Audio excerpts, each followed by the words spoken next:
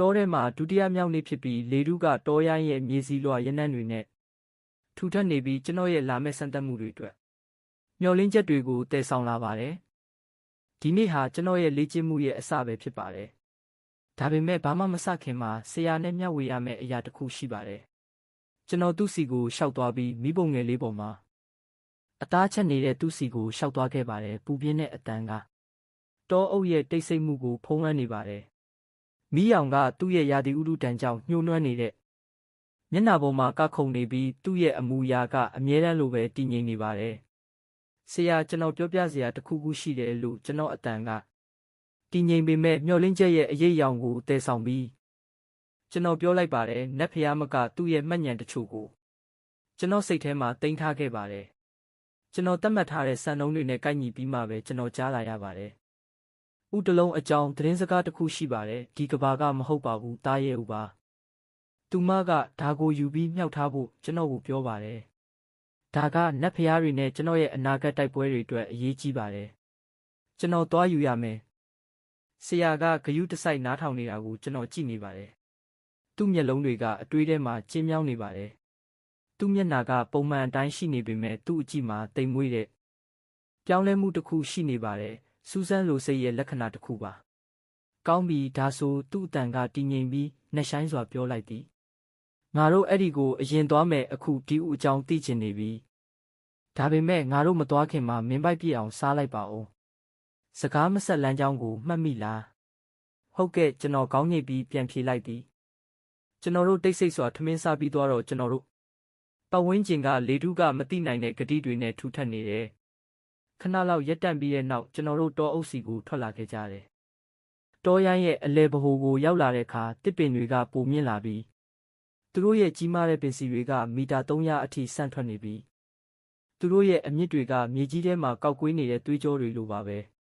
ဒီမှာရှိတဲ့တောအုပ်ကစွမ်းအင်တွေနဲ့အသက်ဝင်နေတယ်လို့ခံစားရပြီးအစွမ်းထက်တဲ့တားရဲတွေရဲ့အော်တန်တွေ orange strike နဲ့ strike ကောင်အဝေးမှာပဲ့တင်ထက်နေတယ်ဒါပေမဲ့တတဝါတွေကချင်းကပ်ရဲတာမဟုတ်ဘူးဆရာရဲ့ရှိနေခြင်းကသူတို့ကိုဝေးမှာထားဖို့လုံလောက်ပါတယ်ကျွန်တော်တို့တနားရီလောက်လမ်းလျှောက်ပြီးမကြခင်မှာပဲမြစ်ကိုမြင်လိုက်ရတယ်ဂူကကန်းဆက်ရဲ့အပြင်ဘက်မှာဝက်နေတယ်ဒါပေမဲ့ကျွန်တော်ချင်းကပ်လာတဲ့အခါထူးဆန်းတဲ့နစ်မြုပ်သွားတဲ့ခံစားချက်ကိုခံစားလိုက်ရတယ်တခုခုမှားနေတယ်လို့ပဲကျွန်တော်မှတ်မိတဲ့ခြေလမ်းတွေကိုပြန်လျှောက်ရင်းရှာဖွေဖို့စတင်ခဲ့ပေမဲ့ဂူကကျွန်တော်ထင်ထားတဲ့နေရာမှာမရှိပါဘူးဆရာကတိတ်ဆိတ်နေပြီးကျွန်တော်ရဲ့လှုပ်ရှားမှုတိုင်းကိုစောင့်ကြည့်နေပါတယ်တခုခုမှားနေလားလို့သူ့အတန်ကအတွေ့အကြုံရဲ့ဝင်ထုံးဝင်ပိုးကိုတည်ဆောင်လာပြီးမေးပါတယ်ကျွန်တော်မျက်မှောင်ကျုပ်ပြီးနက်နက်ရှိုင်းရှိုင်းစဉ်းစားမိပါတယ်ပြီးတော့သဘောပေါက်လာတယ်ပြောင်းလဲသွားတဲ့နေရာမဟုတ်ပါဘူးကျွန်တော်သတိထားမိတဲ့ပုံစံပါနတ်ဖျားမှပေးတဲ့မြင်ကွင်းကနေတစ်ဆင့်တစ်ချိန်ပဲမြင်ဘူးတာပါအဲ့ဒီရှင်းလင်းပြတ်သားမှုနဲ့အတူကျွန်တော်လှည့်ပြီးမှန်ကန်တဲ့လမ်းကြောင်းကိုလိုက်သွားခဲ့တယ်အဲ့ဒီမှာလှုပ်ဝက်ထားတဲ့အမတ်တရတစ်ခုလိုကူကကျွန်တော်ကိုပေါ်လာစေခဲ့တယ်ကျွန်တော်အထဲကိုဝင်သွားတဲ့အခါနှက်ခမ်းထောက်မှာအပြုံးလေးတစ်ခုပေါ်လာပြီးဆရာကတိတ်တိတ်လေးနောက်ကနေလိုက်လာခဲ့တယ်ဂူကမှောင်မိုက်နေပြီးလေထုကရှေးဟောင်းစွမ်းအားတွေနဲ့ထူထပ်နေတယ်ပိုနက်နက်ရှိုင်းရှိုင်းဝင်သွားပြီးတဲ့နောက်ဆုံးတော့လမ်းအဆုံးကိုရောက်လာခဲ့တယ်အဲ့ဒီမှာဂူရဲ့နောက်ဖက်မှာမှောင်မိုက်တဲ့ဥတလုံးရှိနေပြီးတဘာဝမကျတဲ့အရှိန်ဝါနဲ့တောက်ပနေတဲ့ဘေးမှာဓာတ်တစ်ချောင်းရှိတယ်ဓာတ်လက်ကင်ကမှောင်မိုက်ပြီ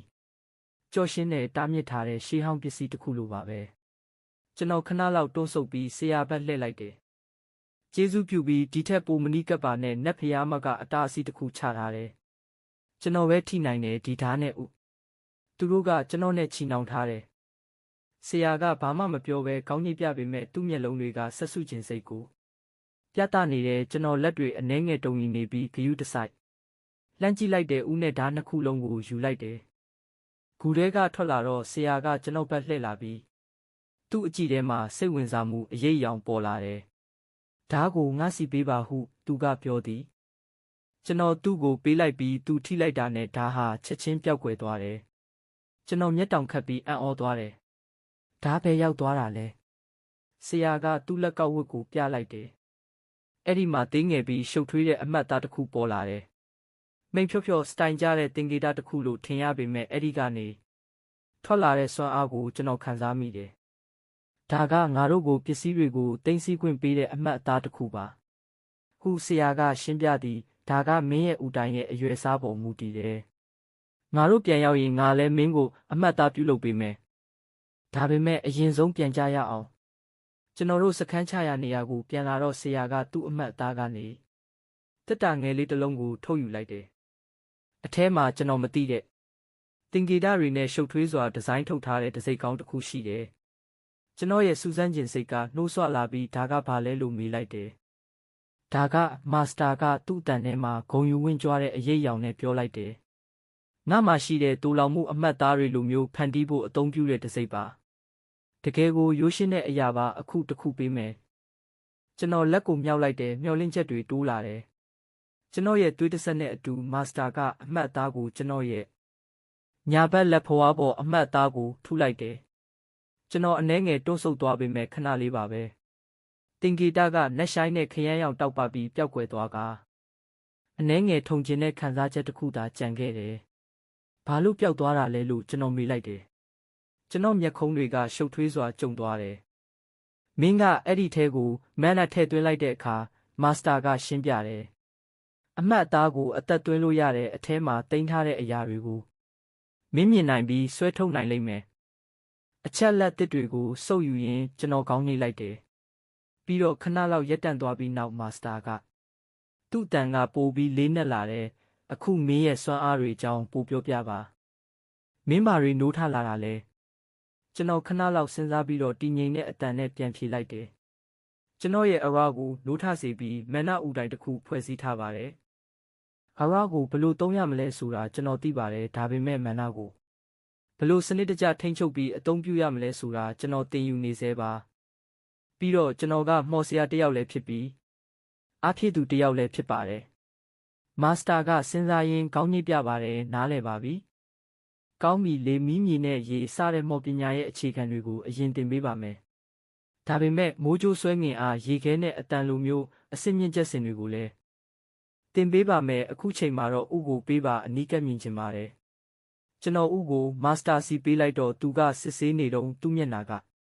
ပြောင်းလဲသွားပါတယ်သူ့မျက်လုံးတွေပြူးကျဲသွားပြီးသူ့ရဲ့ဆူရှားတဲ့အကြည့်တွေကကျွန်တော်ကိုစိုက်ကြည့်နေပါတယ်ဒါကစိုက်ရဲဥလို့သူ့အတန်ကအံ့ဩမှုတွေနဲ့ပြည့်နှက်နေပြီးတိုးတိုးလေးပြောလိုက်တယ်စိုက်ရဲတွေကငါတို့နယ်မြေကအမြင့်မြတ်ဆုံးတရဝါတွေပဲသူတို့ကငကားတွေထက်တောင်ပိုစွမ်းထက်တယ်ဒီတကောင်ဒါကနောက်ဆုံးမျိုးပဲကျွန်တော်ကြော်ရိုးတစ်လျှောက်ချမ်းစိမ့်စိမ့်ခံစားလိုက်ရတယ်စိုက်ရက်ကလားကျွန်တော်အတွက်ဘာကိုဆိုလိုတာလဲမာစတာကတည်ငြိမ်တဲ့လေတံနဲ့ပြန်ဖြေခင်ရက်လိုက်တယ်နက်ဖျားတွေကိုအနိုင်ယူဖို့မစင်စားခင်မှာစိုက်ရွက်တကောင်ကိုရင်ဆိုင်ပြီးအနိုင်ယူရမယ်ငါနက်ဖျားတစ်ပါးကိုမတက်ခင်နှစ်ပေါင်းများစွာကတယောက်ကိုတတ်ခဲ့တယ်သူတို့ကငါတို့နယ်မြေရဲ့စစ်မှန်တဲ့စွမ်းအားရဲ့အထွတ်အထိပ်ပဲငါကသူ့ကိုမယုံနိုင်စွာကြည့်လိုက်တယ်မင်းနက်ဖျားတစ်ပါးကိုတတ်ခဲ့တာလားမာစတာကမှိန်ဖြော့ဖြော့ပြုံးလိုက်ပြီးမျက်လုံးထဲမှာအန်ရရှိတဲ့အရိပ်ရောင်တစ်ခုပေါ်လာတယ်ဟုတ်တယ်ကောင်လေးငါတက်ခဲ့တာလွန်ခဲ့တဲ့နှစ်ပေါင်း900ကျော်ကသူ့စကားတွေကလေထဲမှာလွင့်မျောနေပြီးတမိုင်းရဲ့အလေးချိန်နဲ့လေးလံနေတယ်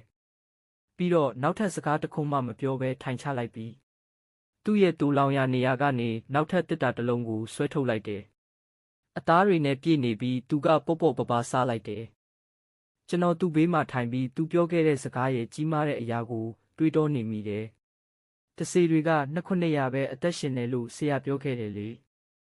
လို့ကျွန်တော်ရဲ့ဆက်စုကျင်စိတ်ကိုမထိန်ချုပ်နိုင်ပဲကျွန်တော်ပြောလိုက်တယ်သူကောင်းညှိပြလိုက်တယ်ဟုတ်တယ်နက်ဖျားတွေကိုတတ်တဲ့တစေကရင်းမြစ်လို့ခေါ်တဲ့စွမ်းအားတစ်ခုကိုနိုးထစေရမယ်တစေတိုင်းကရင်းမြစ်ကိုသုံးပေမဲ့နိုးထပြီးနောက်မှာတော့ရင်းမြစ်ကသူ့ရဲ့အပြည့်အဝလားလာကိုရောက်လာတယ်မန်းနာလိုပဲဒါပေမဲ့အများကြီးပိုအစွမ်းထက်တယ်နိုးထပြီးနောက်မှာမတည်နိုင်တဲ့ဘဝကိုပေးစွမ်းတယ်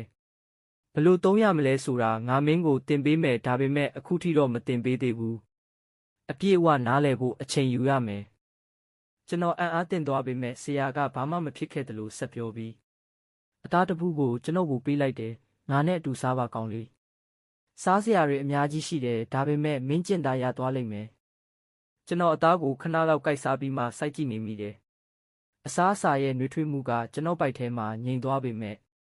ကျွန်တော်အခုမှသင်ယူခဲ့တဲ့အရာအလုံးကနေတုံ့လုံနေစေပဲတစ်ချိန်တည်းမှာပဲမာစတာကတော့တည်ငြိမ်တဲ့အတန်နဲ့ရှေ့ဆက်သွားခဲ့ပြီးမယုံနိုင်စရာရန်သူတွေနဲ့နှစ်ပေါင်းများစွာတိုက်ခိုက်ခဲ့ရတဲ့ပြင်းထန်တဲ့ခံစားချက်တွေနဲ့ပြည့်နှက်နေပါတယ်မင်းရဲ့ခန္ဓာကိုယ်ကပြိုကွဲနေပြီးကောင်းလေနတ်ဖျားစီကမင်းရတဲ့စွမ်းအားကတင့်တော်တဲ့လေ့ကျင့်မှုမရှိပဲလူခန္ဓာကိုယ်တစ်ခုအတွက်ကင်တွယ်ဖို့များလွန်းပါတယ်ငါတို့စ조사လှုပ်ဆောင်ကြမှာပါဒါပေမဲ့အသင့်ပြင်ထားပါဒီခီးကရှည်လျားပြီးနာကျင်စရာကောင်းလိမ့်မယ်အချိန်တန်ရင်မင်းစီကငါယူခဲ့တဲ့ဓာတ်ကိုမင်းကိုငါပေးမယ်ဒါပေမဲ့အခုထိတော့မပေးသေးဘူးတက်ပြင်းချပြီးသူထရက်ပြီးဥကိုပြန်ပေးလိုက်တယ်သူ့အတန်ကအကြံပေးတယောက်ရဲ့စိတ်ချမှုလိုတိုးတိုးလေးဖြစ်လာတယ်အခုအာယုံဆိုင်ပါမင်းပတ်ဝန်းကျင်ကမန်းနာကိုခံစားကြည့်ပါမင်းကိုတလျှောက်စီးဆင်းနေတာကိုမြင်အောင်ကြည့်ပါမင်းပတ်လည်မှာရစ်ပတ်ပြီးလေလုံးကြီးတစ်ခုဖြစ်ပေါ်လာတာကိုမြင်အောင်ကြည့်ပါဒီလိုလုပ်ပါမင်းရဲ့လေ့ကျင့်မှုစတင်ပါပြီကျွန်တော်မျက်လုံးမိတ်ပြီးတစ်တော်ရဲ့စွမ်းရင်ကိုငါတဲ့ကိုစီးဆင်းစေလိုက်တယ်မန်နာသူ့ရဲ့ဆွဲငင်အားနဲ့အားကိုကျွန်တော်ခံစားနိုင်ပြီးမာစတာညွှန်ကြားထားတဲ့အတိုင်းအာယုံဆိုင်ဖို့စတင်ခဲ့တဲ့လေကကျွန်တော်ပတ်လည်မှာဖြည်းဖြည်းချင်းစုဝေးလာပြီးနောက်ပိုင်းမှာငါလုံးလုံးလေးအဖြစ်စူးစီးလိုက်တဲ့အခါပိုးပြီးအားကောင်းလာတဲ့လေ့ကျင့်ရေးစတင်ခဲ့ပါပြီ